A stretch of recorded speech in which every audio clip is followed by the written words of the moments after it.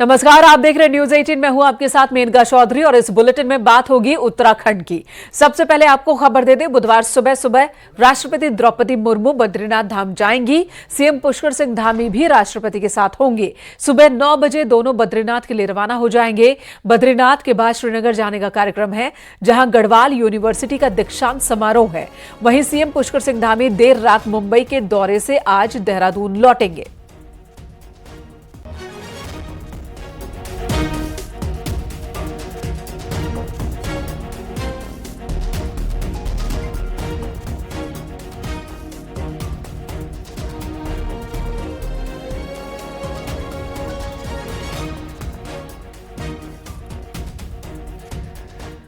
कल राष्ट्रपति द्रौपदी मुर्मू भगवान बद्रीविशाल की विशेष पूजा अर्चना करेंगी। तकरीबन 1 घंटे तक बद्रीनाथ धाम में उनके रुकने का कार्यक्रम है।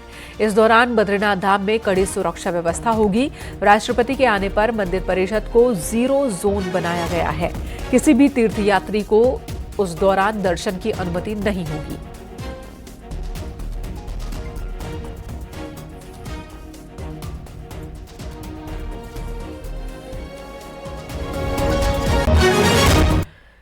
मुंबई में सीएम पुष्कर सिंह धामी ने बॉलीवुड हस्तियों से मुलाकात की, जिसमें डायरेक्टर विवेक अग्निहोत्री, अभिनेता जितेंद्र, अर्चना पूरन सिंह, रमेश तौरानी समेत कई हस्तियां शामिल थीं। इस दौरान सीएम धामी ने कहा कि उत्तराखंड में आप जहां भी जाएंगे उधर आपको शूटिंग के लिए खूबसूरत डेस्टिनेशंस नजर आएंगे। उत्तराखंड पर्वतों से घिरा हुआ है, जगह जगह झरने हैं, 71% इलाके पर वन है। सीएम धामी ने कहा कि बीते काफी वक्त में उत्तराखंड में फिल्मों की, सीरियल्स की, वेब सीरीज की शूटिंग्स बढ़ी है। कई और प्रस्ताव भी मिल रहे हैं।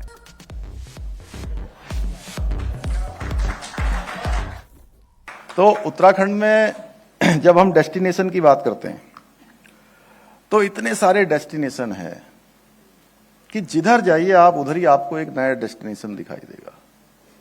आपकी जिधर नजर चली जाएगी उधर डेस्टिनेशन है।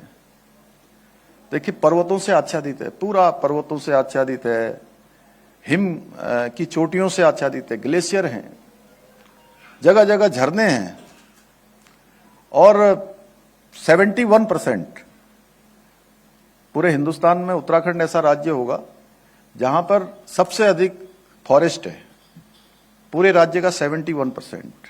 मुझे खुशी है कि इस सालों में बहुत तेजी से हमारे यहाँ पर फिल्म का निर्माण भी बढ़ा है, शूटिंग भी बढ़ी है, वेब सीरीज बनाने वाले भी आए हैं, टेलीविजन के जो सीरियल हैं वो भी बनाने वाले आए हैं, OTT वाले आए हैं और बहुत लोगों ने हमको अपने प्रस्ताव भी दिए हैं कि हम इसमें काम करना चाहते हैं।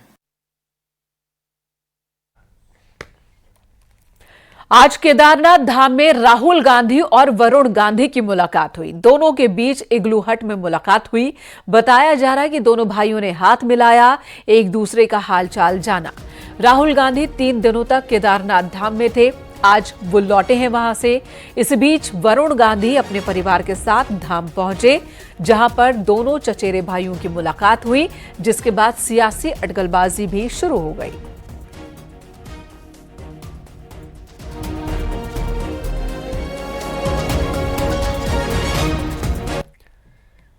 पीलीभीत से बीजेपी सांसद वरुण गांधी परिवार के साथ आज केदारनाथ धाम पहुंचे, जहां पर बद्रीनाथ केदारनाथ मंदिर समिति अध्यक्ष ने उनका स्वागत किया। अपनी पत्नी और बेटी के साथ वरुण गांधी धाम पहुंचे थे। केदारनाथ में सांसद ने रुद्राभिषेक किया, पूजा अर्चना की।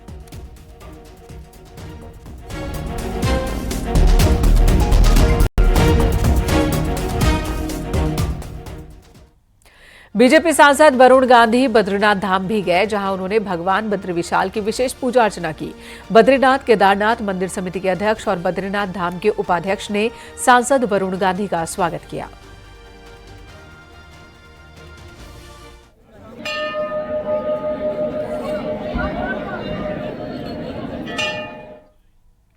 मैनपुरी से समाजवादी पार्टी के सांसद डिंपल यादव ने भी बद्री केदार के दर्शन किए। डिंपल यादव दोनों धामों पर पूजा के दौरान अकेली दिखी।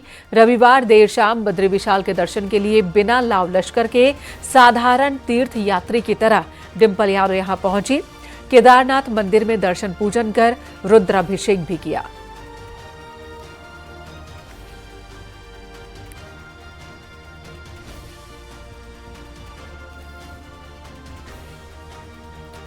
फिल्म अभिनेत्री रवीना टंडन ने अपनी बेटी राशि के साथ केदारनाथ धाम के दर्शन किए हैं। यहां रवीना टंडन अपनी बेटी के साथ बाबा केदार के दर्शन को पहुंची थी। बीकेटीसी और केदारनाथ तीर्थ पुरोहित समाज ने उनका स्वागत किया। केदारनाथ मंदिर पहुंचकर फिल्म अभिनेत्री भगवान केदारनाथ की रुद्राभिषेक पूजा में शामिल हुई।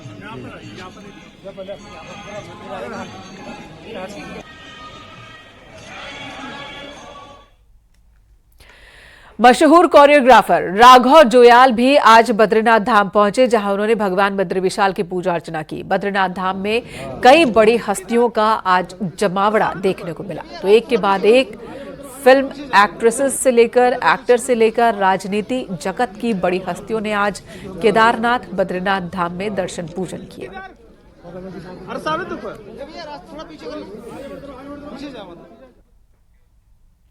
मंगलवार सुबह कांग्रेस नेता राहुल गांधी केदारनाथ से दिल्ली लौट आए हैं। राहुल गांधी का 3 दिन का केदारनाथ का दौरा था। इस दौरान रुद्रप्रयाग के कुछ कांग्रेस कार्यकर्ता उनसे मिलने जरूर पहुंचे, लेकिन बाकी राहुल गांधी ने खुद को राजनीति से दूर कर रखा था। इन 3 दिनों के दौरान उनके साथ कांग्रेस नेता गणेश गोदियाल रहे। उन्होंने कहा कि देश के आगे बढ़ने और सबकी मनोकामनाओं को पूरा करने के लिए उन्होंने भगवान से प्रार्थना की। अपनी 3 दिवसीय निजी केदारनाथ यात्रा आज पूरी कर ली, जो विशुद्ध रूप से उनके धार्मिक आस्था की यात्रा थी। आज पुनः मंदिर में मत्था टेकने के बाद, ये प्रार्थना करने के बाद कि हमारा देश आगे बढ़े, भारत के सभी हमारे लोगों की मनोकामनाएं पूरी हों, इस प्रार्थना के बाद आज वो वापस अपने अगले गंतव्य के लिए, दिल्ली के लिए अगले प्रोग्रामों के लिए यहाँ से रवाना हुए। कांग्रेस नेता राहुल गांधी 3 दिन केदारनाथ में बिताकर दिल्ली लौट आए। कांग्रेस खुश है कि राहुल गांधी बिना कोई राजनीतिक बात किए बहुत कुछ कह गए। तो बीजेपी का कहना है कि यह बीजेपी का असर है और कुछ दिनों में राहुल गांधी मुसलमानों का नाम लेना भी बंद कर देंगे।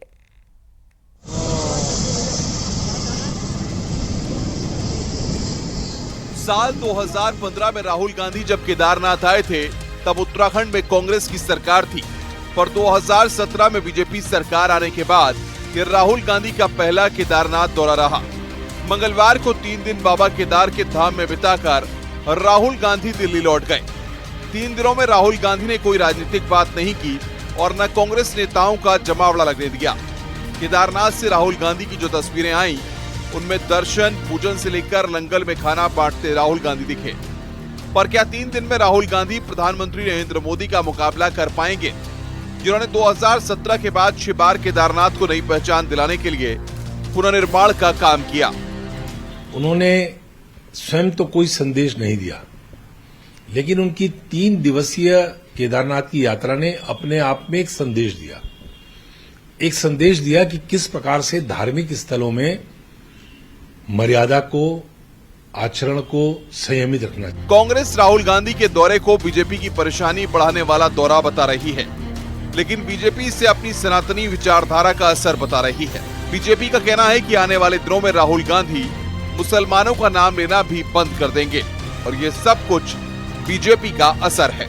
बीजेपी तो यही चाहती थी कि कांग्रेस की नहीं बल्कि जितने भी राजनीतिक दल हैं वो हिंदुओं की हितों की बात करें। अभी तो कुछ दिन बाद ये होगा कि राहुल गांधी मुस्लिमों का नाम लेना भी बंद कर देंगे। केदारनाथ को आपदा के बाद फिर दुनिया में नई पहचान दिलाने का काम प्रधानमंत्री नरेंद्र मोदी ने किया और उसी केदारनाथ धाम में आकर राहुल गांधी का 3 दिन बिताना सियासी मुद्दा बन चुका है। पर राहुल गांधी का ये धार्मिक और निजी दौरा क्या कांग्रेस को फायदा दे पाएगा, ये बड़ा सवाल है। दीपांकर भट्ट, न्यूज़ 18, देहरादून।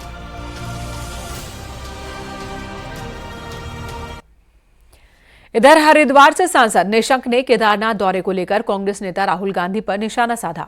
निशंक ने कहा कि राहुल गांधी को नाटक नहीं करना चाहिए। निशंक ने कहा कि कांग्रेस के लोग कितना भी नाटक कर ले, उत्तराखंड की जनता उनके झांसे में नहीं आने वाली, क्योंकि राज्य की जनता ने कांग्रेस को सिरे से नकार दिया है।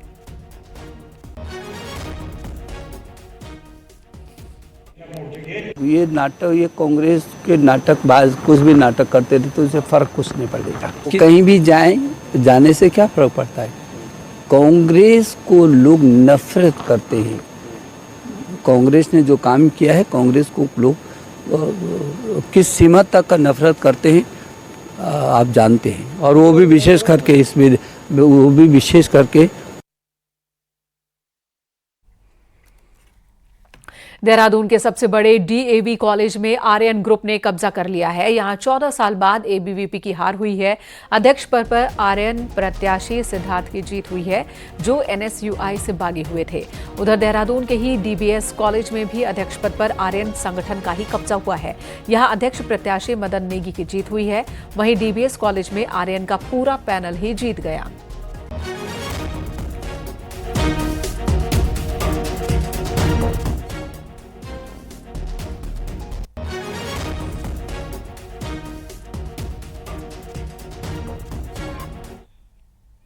मुझे बहुत अच्छा लग रहा है कि सारे लोगों ने मुझे सपोर्ट किया, तो मैं सभी का धन्यवाद करना चाहूँगी। जो भी मुझे जिताने में जिसने मुझे वोट दिया, तो सभी का बहुत बहुत धन्यवाद कि आपने मुझे विजय बनाया। अब हम सब साथ मिलके कॉलेज को नई ऊंचाई तक लेके जाएंगे। देखिए, ये उसी का परिणाम है जब छात्राएं पूरे वर्ष छात्रों के बीच रहती हैं, और वो केवल चुनाव के लिए नहीं बल्कि उनके पूरे संपूर्ण व्यक्तित्व विकास के लिए काम करते हैं। तो बच्चों को भी मालूम चलता है कि कौन आपकी समस्याओं में, आपके सुख दुख में साथ खड़ा रहता है, तो वो उसी का परिणाम है।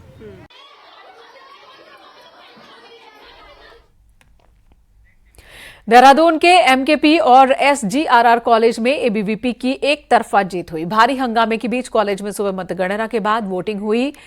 नतीजे आने के बाद एमकेपी में लड़कियों ने काफी हंगामा भी किया, रिकाउंटिंग की मांग की, लेकिन यहां पर जिन लोगों ने जीत हासिल की उन्होंने जश्न भी मनाया।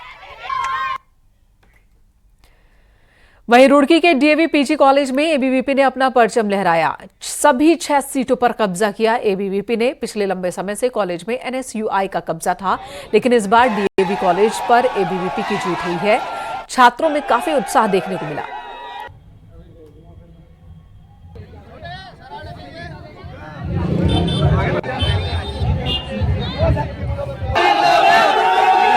सुबह जो चुनाव की जो प्रक्रिया थी वो 8 बजे से शुरू हो गई थी। 8 बजे से वोटिंग शुरू हो गई थी और 1 बजे तक वोटिंग की प्रक्रिया चली है।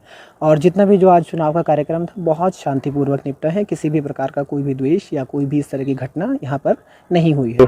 दूसरी आप पढ़ाई से रिलेटेड और भी साफ सफाई के मुद्दे हो गए, कैंटीन हो गई, और ज़्यादा बहुत सारे मुद्दे हैं कॉलेज में जो पता भी नहीं, इस चीज़ पर कोई ध्यान ही नहीं देता। कितने साल बाद अभिजीत आप रामनगर के पीएनजी राजकीय पीजी महाविद्यालय के छात्र संघ चुनाव में एनएसयूआई के दबदबा देखने को मिला है। यहां अध्यक्ष पद पर एनएसयूआई के ललित काड़ा कोटी ने एबीवीपी के हीरा सिंह भंडारी को 96 मतों से परास्त किया। एनएसयूआई के चेतन पंत ने सचिव पद पर जीत हासिल की।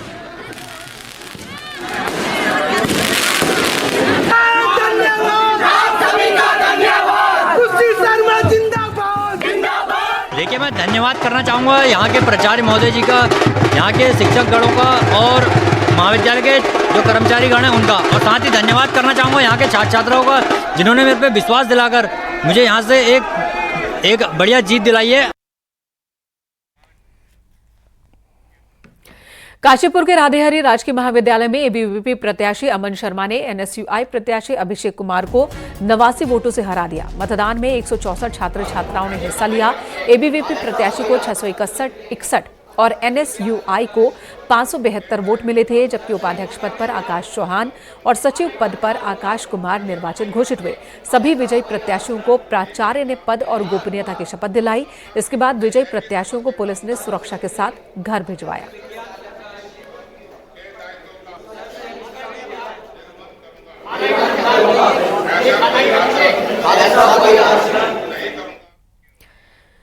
उत्तरकाशी में छात्र संघ चुनाव में एबीवीपी और आर्यन ग्रुप का दबदबा देखने को मिला। जिले के पुरोला, बड़कोट और चिन्याली सौड़ महाविद्यालय में एबीवीपी के अध्यक्ष चुने गए। वहीं सबसे बड़े महाविद्यालय रामचंद्र उनियाल राजकीय महाविद्यालय में आर्यन ग्रुप का अध्यक्ष चुना गया। आर्यन ग्रुप के राहुल नौटियाल अध्यक्ष, निर्दलीय उपाध्यक्ष साधना, सचिव पद पर एबीवीपी के कुलदीप, वहीं सह सचिव पद पर ओम ग्रुप के भगवान चौहान, कोषाध्यक्ष पर एबीवीपी के शिवांश उनियाल और विश्वविद्यालय प्रतिनिधि पद पर ओम ग्रुप के गोविंद कुमार रंगीला चुने गए।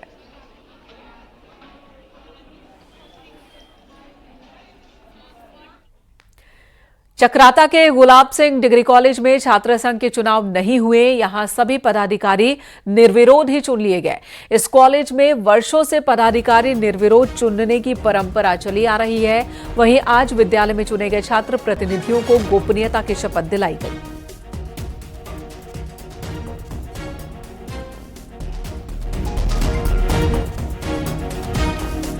पार्टीज़ का इन्वॉल्वमेंट भी नहीं है हमारे कॉलेज में, तो ये एक अच्छी परंपरा है और हम बहुत खुश हैं इस मामले में। हम चाह भी रहे थे कि निर्विरोध ही हो, तो I am very happy.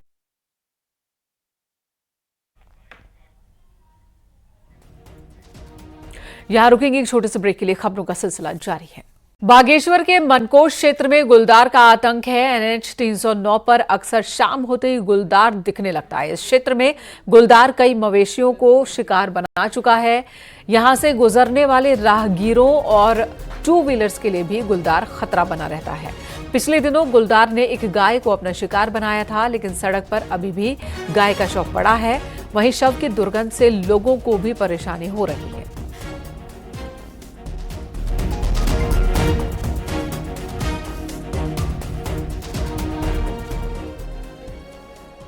Haridwar में खाद्य सुरक्षा विभाग ने मिठाई की दुकानों को मिठाई का मैन्युफैक्चरिंग डेट डालने के निर्देश दिए। हालांकि कई दुकानदारों पर बिना डेट के ही मिठाइयां अब भी दुकानों पर बेची जा रही हैं।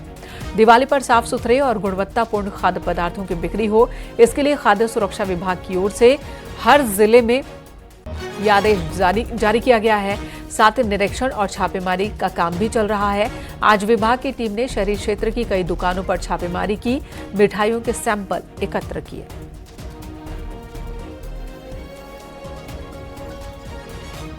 आज हमने शहर में, हरिद्वार शहर में हम कार्रवाई कर रहे हैं। ये सभी लोगों को निर्देश हमने दिया गया है कि जो भी आप मिठाई बनाओगे उस पर डेट जिस दिन आप बनाइए और कब तक इसका उपयोग किया जाता है वो लिखना अनिवार्य है, और उसका जो इंग्रेडिएंट क्या डाल रहे हैं आप।